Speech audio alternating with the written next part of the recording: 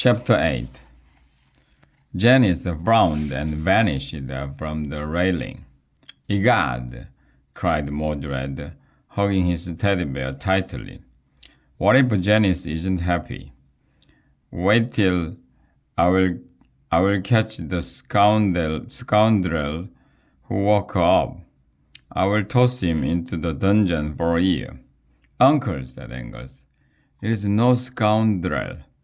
It is Sir Herbert Dungenstone. Only he is not real a sir," added Erica. "But he is really a ghost," said Wiglaf, "and he has come to get something he believes belongs to him." Mordred narrowed his eyes suspiciously. "You little varlets," he roared. You've tapped my cider keg, haven't you?" "Never, sir," said Erica. "This is the truth.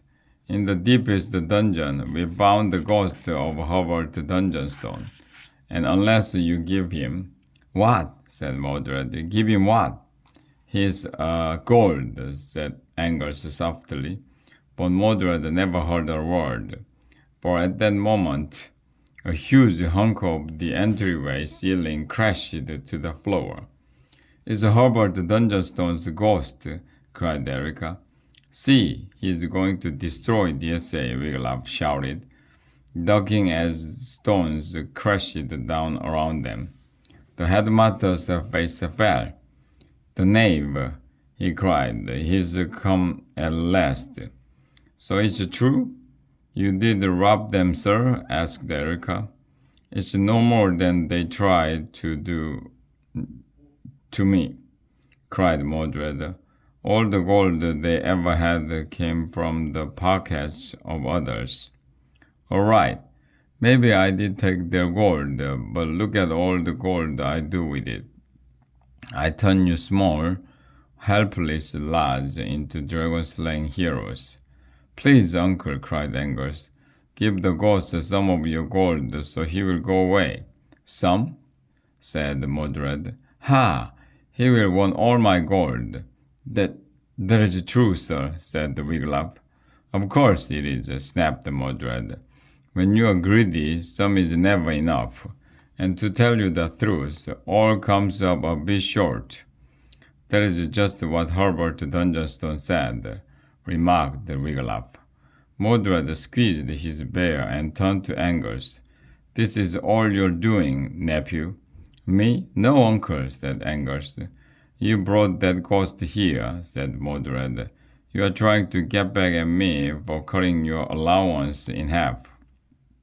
"But uncle," said Angus, "you don't give me an allowance."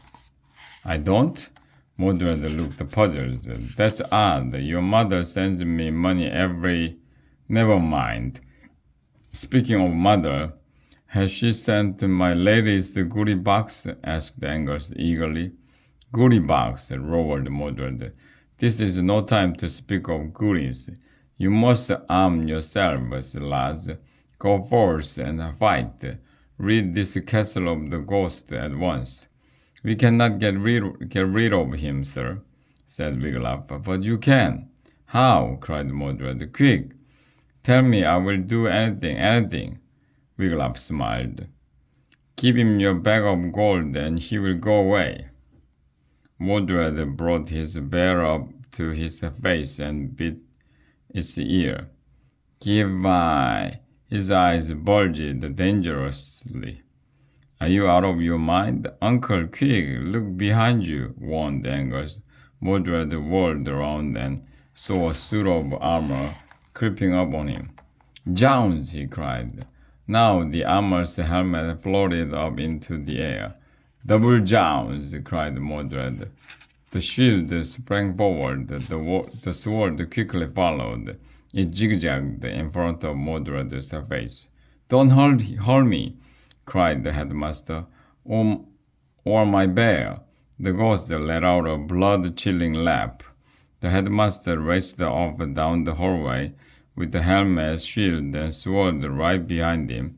He doubled back, and Wiglaf, Erica, and Angus flattened themselves against his office door. so as not to be trampled. Begone, Dungeonstone, Mordred shouted as he ran. Scott, shoo! Back to your Tom, I say. The ghost banging did not wake more DSA lads, but the bellowing headmaster did. Now dozens of lads were staring down from the top of the staircase. Mordred glanced up as he ran. Back to bed, lads, he panted. Go on! On he ran, the floating armor hard on his heels. A peal of ghostly laughter rang out. Upon the staircase, Toblad suddenly flew into the air. Woo! He cried as he was lifted higher and higher. He grabbed the chandelier and clung to it for dear life. Now Baldric was whisked into the air. He soared over Wiglaf's head, then dropped to the floor. Owie! Cried Baldric. I can't watch. Mordred shielded his eyes with his bear. Help! Help! Cried Toblad, still clutching the chandelier. DSA is haunted.